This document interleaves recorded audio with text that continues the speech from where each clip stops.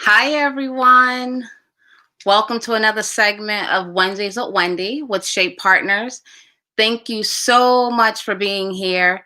Tonight is a little different. We are doing a program with the Central Connecticut Oncology Nursing Society. So it's a collaborative program tonight. So we will have some oncology nurses joining our segment.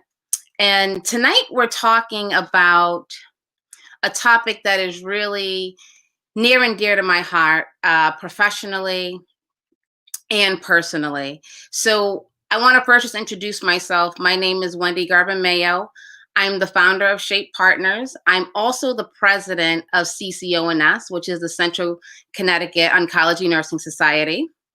And I'm just so happy to be here and so happy that CCONS wants to do this program with us. Even though I'm the president, it does take the whole e-board to really agree, to do a collaborative program. So tonight we are talking about cancer caregivers.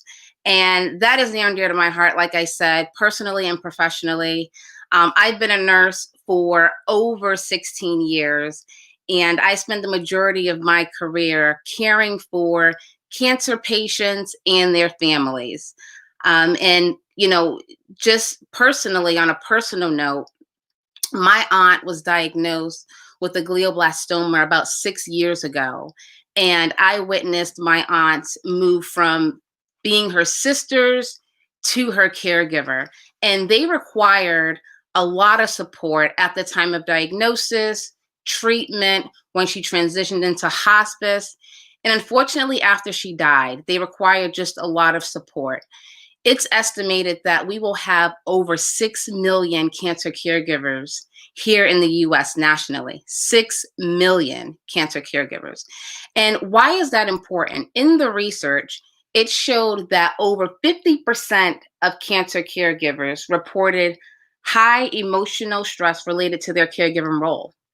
So whether that's depression, anxiety, feeling hopeless, 25% reported an increase in financial strain related to their caregiving role. 40 to 75% of cancer caregivers experience insomnia. And we know insomnia can lead to many physical and emotional issues. And lastly, 43%, and this is a really important fact, 43% of cancer caregivers reported that they need help managing their emotional and physical stress. I'll say that again, 43% of cancer caregivers reported that they need help managing their emotional and physical stress. So as we know, a cancer diagnosis really shifts the life of many people, primarily the cancer patient, the person experiencing the cancer, but also the individuals around them. So the caregivers, their friends, their family members, everyone's life shift. And primarily in the cancer center or on the cancer unit, services and support are primarily for the cancer patient. Not saying that we do not provide support to cancer caregivers, because we do. But majority of the support we provide, it's really geared towards the cancer patient. And as I just mentioned, cancer caregivers also have issues when their loved one is diagnosed with cancer. And as healthcare professionals, we provide support. I call it episodic support, in the sense of when you're there with them, you can talk to them, you can guide them, you can hug them. And I do that too, right? When you're in the visit and they're looking sad or they're crying, you hug them, you provide them comfort, which is great. I'm talking about sustainable support and resources for cancer caregivers. So when you're off, right? When they come in and you're not there, on the weekends, at night, how else are they receiving that support?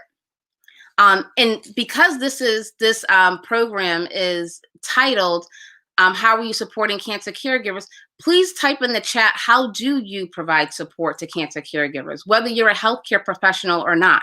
How do you provide support to cancer caregivers? At Shape Partners, we have a series called Cancer Caregiver Series. And this is an opportunity for me to talk to cancer caregivers and really capture their story, their experience. And one of the questions I ask all caregivers is, how could or how have healthcare professionals really impact your experience? Or what could we have done to really optimize or improve your experience as the caregiver? And I want to read some quotes directly from cancer caregivers. So one said, there was really nothing for me and my family. It was all for my mom. Another comment was, there was nothing after. So when my loved one passed on, there was nothing left for me.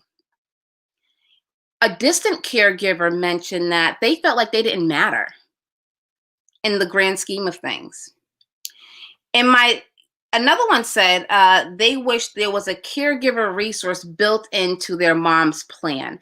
This caregiver's mom stayed in the hospital for 50 days, and no one actually came up to him and say, hey, how are you doing? Where are you staying? He stayed in hotels for a long period of time, spent a lot of money, and then discovered on his own that hotels will give you a discount if they know you're a cancer caregiver and your loved one is hospitalized. But he had to find that out on his own just by kind of navigating the system independently. And the last one I will go over is, one caregiver said, I wish I was invited to join the conversation since I live with him, that's her husband, and take care of him at home. So this caregiver felt that she was not invited to be part of the team. And personally, I feel cancer caregivers are an essential part of the healthcare team, because when we're not there, they're there with the patients. They're our eyes, they're our ears. So we should make it make it an environment where they feel welcomed, where they can voice their opinion in a respectful manner, right? Because it's all holistic. We're all here for the greater good of the patient, but we also want to consider the loved ones who also care for that patient at home. So at Shape Partners, our mission is really to empower cancer caregivers, family members, or friends to really optimize their mental and physical wellness. And we do this through 4 pillars. The first pillar is partnerships. So we partner with a number of individuals that really help us fulfill our mission. So we partner with a health coach, a nutritionist, an essential oil specialist, a grief counselor. We have a social worker, and we have, there's one more I'm missing, a yoga instructor. So those are our partners where our cancer caregivers can utilize or leverage those services to really optimize their just overall wellness. The second pillar is advocacy.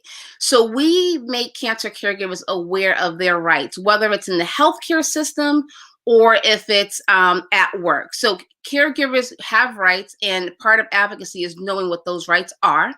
We also promote and help them self-advocate for themselves, whether it's in a clinical setting, a hospital setting, whether it's at work. So we help them work through that.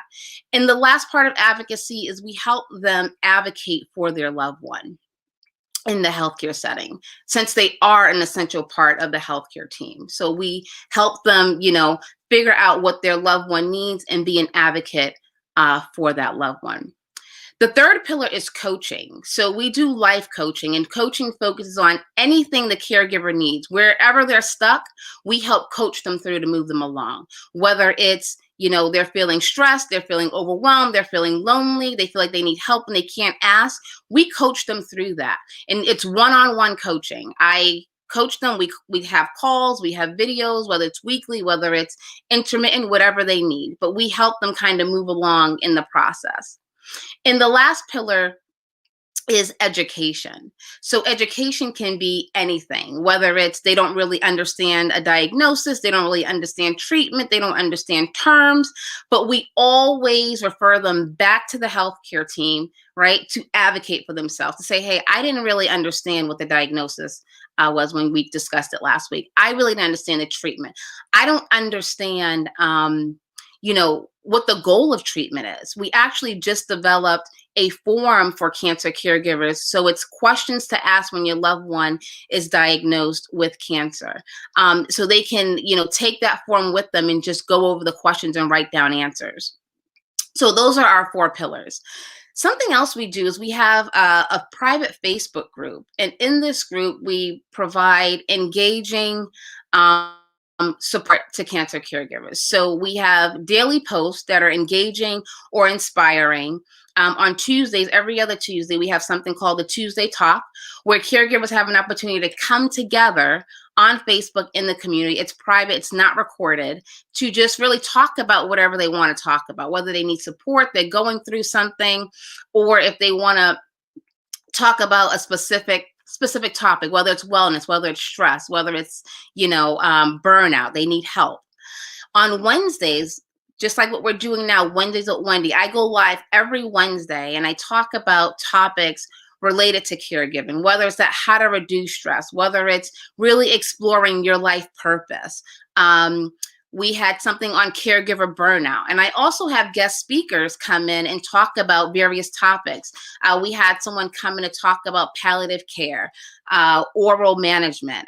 We had someone last week come in to talk about caregiving and ambiguous loss. So many things happen on Wednesdays to really just give caregivers an opportunity to get some pearls that they can really apply to their situation. So we also have a website. It's shapepartners.org. On that website, there's a tab for resources. There's a number of resources. There's so many individuals out there really providing support for caregivers. There's the ANCAN Foundation. This is a foundation that provides virtual support groups twice a month for caregivers. They also provide virtual support groups for cancer patients. There's also the National Family Caregiving Foundation. So there's a whole list of resources on there for caregivers. Whatever they need, it's on there. And if it's not on there, they can always reach out to myself, and I can help them navigate to find resources that they need. So in the clinical setting, I truly believe that as healthcare professionals, yes, we do. We do support care. And I'm not saying we don't. I'm just saying sustainable support. How can we actually, provide sustainable support? So Shape Partners, we developed a tool that caregivers can use, and it's a really easy acronym. It's PAIR, PEAR. I'm actually going to share my screen so I can show you this resource that we developed. It's not going to let me share my screen. Are you going to let me share? Okay. It's not going to let me share my screen. I thought it would let me share my screen, but it's not. Well, I will post it in the Shape Partners on our Facebook page, and I'll post it on the CCONS page so you can see it. But the P stands for pause. Really pause, stop what you're doing. The E stands for engage. Really engage that caregiver. Right? So whether you're sitting down, you want to have eye contact to show that you're engaged and you're listening to them. The A is for assess. So you can assess to say, how are you doing? How are you managing at home? What roadblocks are you facing? How can I help you? What do you need? Right? And then the fourth, the R is for refer. And what I find in practice is that it's not that we don't want to or we don't have the time to, but many times we don't know where to refer, right? So I spoke to a nurse navigator, and I know nurse navigators are a new group of nurses who are really there to help the patients navigate through the healthcare system. But I spoke to a nurse navigator who said they really don't have anything for the cancer caregiver. So I think it's important that, as nurses, we are advocates for our patients and our caregivers and really just provide them with the resources that we're aware of. So provide them with the resource to Shape Partners. You can provide them with resources that are on the website. There's a whole bunch, or you can Google some. But really, it's important to really assess these caregivers and provide them with some sort of support. I'm going to go in the comments. I see a couple of comments here. Amanda, they are going through it too, right along. Yes, I totally agree with you, Amanda. Right on. The caregivers are definitely going through it. And sometimes, the caregivers, they want to spare the patient, right? So they don't want to burden their loved one with what they're going through, but they are going through it. And sometimes we may be the only outlet when they come to the cancer center, or, when the patient's admitted to the hospital. If the caregiver isn't taking care, who will help take care of the patient? People forget how important this is. Nurse navigators are important to help with this. Yes, I totally agree with you. I think nurse navigators are ideal in really providing support, or just referring them to different entities that can provide them with the support that they need. Are there any questions about Shape Partners or anything I said tonight? If there's anyone on here, if you have a caregiver who can benefit from support, please, direct them to the website, shapepartners.org, or you can direct them to our private Facebook group, which is Cancer Caregivers Community with Shape Partners. If it's a caregiver who you don't feel like will actually reach out, I'm more than happy to reach out to a caregiver as long as they know that I will be calling or contacting them. If you are watching this and you want to get involved in what we're doing at Shape Partners, please contact me. The more the merrier. I'm always looking for people who want to, get on board and really help, really push our mission out and fulfill our mission with really trying to be sustainable support for cancer caregivers. I see. Oh, Haley, thank you. Put the website in there. This is a great resource for our caregivers. Yes, thank you, Haley. Amanda, is this a free service for patients? All services are free for caregivers. Anything that Shape Partners provide for caregivers, all the partnerships, all the coaching is all free of service for them. Yes, thank you for asking that. Okay, well, if there are no questions or comments, thank you so much for joining.